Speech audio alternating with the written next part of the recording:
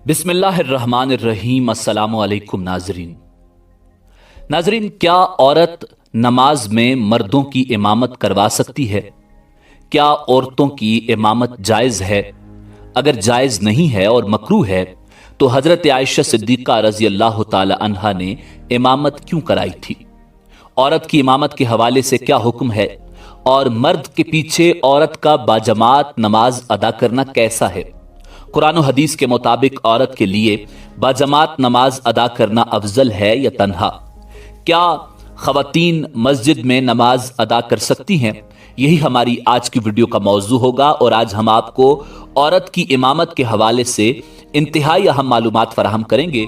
मगर वीडियो में आगे बढ़ने से पहले अगर आप हमारे चैनल पर नए हैं तो बराए मेहरबानी हमारा चैनल info@adil सब्सक्राइब करें, जहां आपको बिलखुसूस इस्लामिक हिस्ट्री और बिलुमूम दुनिया भर की मुनफरिद मालूमात पर मबनी वीडियोस मिलती रहेंगी।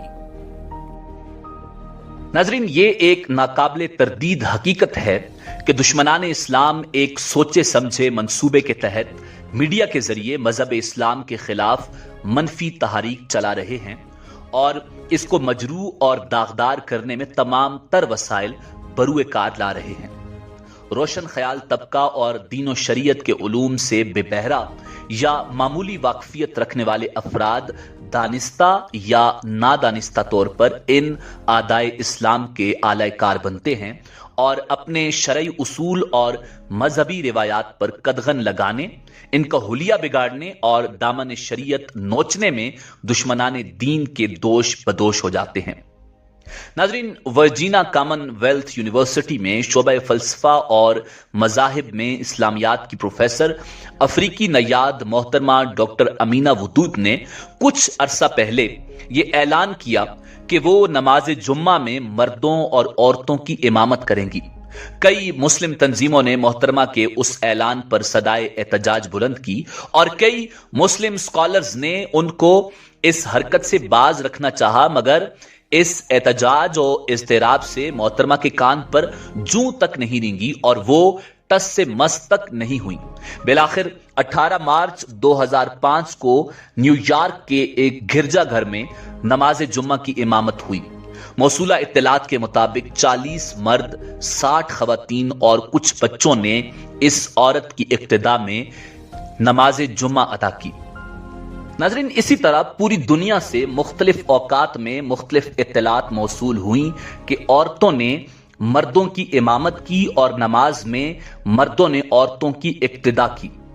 यानी औरत की इमामत के हवाले से मुख्तलिफ अहादीस भी बयान की जाती हैं और यह कहा जाता है कि यह अमल मसावात के तहत किया जा रहा है, यानी औरत और मर्द बराबर हैं। मगर इसकी असल हकीकत क्या है?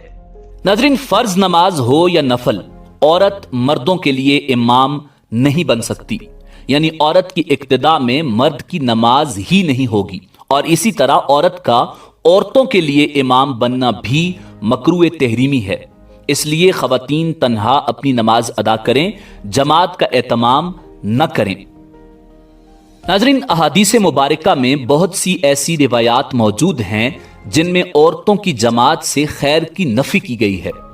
हजरत आयशा सिद्दीका रजी अल्लाह ताला अन्हा से रिवायत है, आप फरमाती हैं कि औरतों की जमात में कोई खैर नहीं है मगर यह है कि वो जमात मस्जिद में मर्दों की जमात के साथ हो या किसी शहीद की नमाज जनाजा की जमात हो।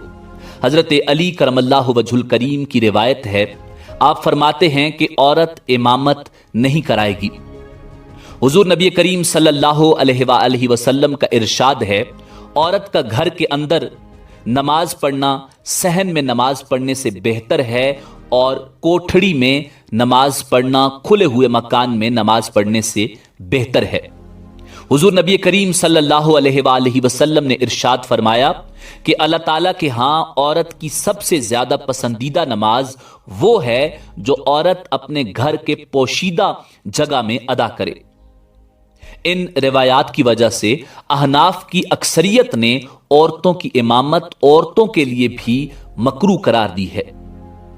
नाजरीन, अहादीस मुबारका में जो हजरत आयशा सिद्दीका रजी अल्लाह ताला अन्हा की इमामत का जिक्र है تو وہ ان کا کوئی مستقل معمول نہیں تھا، بلکہ آپ کا یہ عمل امت کی عورتوں کی تعلیم اور ان کو نماز سکھانے کے لیے تھا۔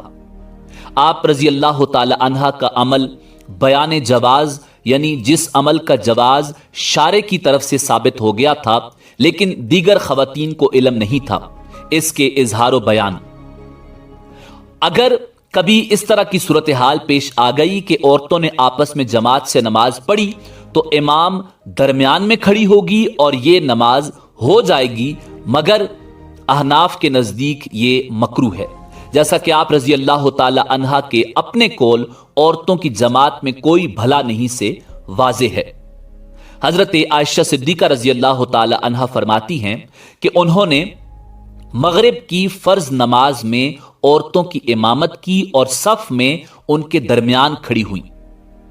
ناظرین، عورت کی امامت کے حوالے سے امام الانبیاء جناب محمد الرسول اللہ صلی اللہ علیہ وآلہ وسلم کی ایک حدیث حضرت ام ورقہ رضی اللہ تعالی عنہ کے حوالے سے بیان کی جاتی ہے کہ رسول اللہ صلی اللہ علیہ وآلہ وسلم ام ورقہ رضی اللہ تعالی عنہ سے ملنے ان کے گھر تشریف لے جاتے تھے۔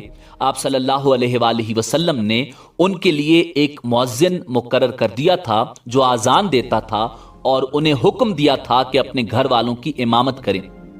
ناظرین، حضرت ام ورقہ رضی اللہ تعالی عنہ اپنے قوم کی عورتوں کی امامت کراتی تھیں۔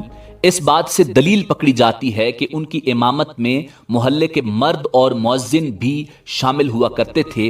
یہ غلط بیانی ہے، ابو داؤد میں صراحت نہیں ہے، نساء کا لفظ وارد ہے کہ ام ورقہ رضی اللہ تعالی عنہ عورتوں کی امامت کراتی تھی۔ اس میں کوئی مرد شامل نہیں ہوتا تھا، حتیٰ کہ مؤذن بھی نہیں، لہٰذا کسی مسلمان عورت کے لیے روا نہیں کہ وہ مردوں کی امامت کرائے۔ ناظرین، یہ بات تو نصوص سے ثابت ہے کہ ایک عورت دوسری عورتوں کی جماعت کرا سکتی ہے، خواہ فرض ہو یا نفل، مگر کوئی عورت کسی مرد کی امامت نہیں کر سکتی، حتیٰ کہ بیوی اپنے شوہر کی بھی امامت نہیں کر سکتی، تو اجنبی عورت اجنبی مرد کی کہاں سے امامت کر سکتی ہے؟ مرد ہی عورتوں کا سربراہ ہے، اور جس طرح دنیاوی معاملات میں عورت مرد کا سربراہ نہیں ہو سکتی، اسی طرح نماز میں بھی وہ امام و پیشوا نہیں بن سکتی۔ مسجد میں عورتوں کی حاضری صرف مقتدی کی حیثیت سے ہوتی ہے اور عورتوں کے لیے الگ سے کوئی مسجد قائم نہیں ہو سکتی۔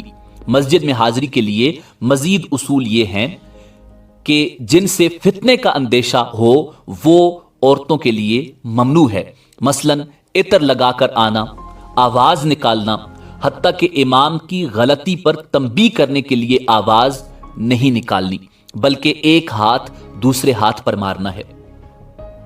ناظرین، اسی امید کے ساتھ اجازت دیجیے کہ آپ کو ہماری ویڈیو پسند آئی ہوگی۔ ملتے ہیں بہت جلد ایک نئی تاریخی، تحقیقی اور معلوماتی ویڈیو کے ساتھ۔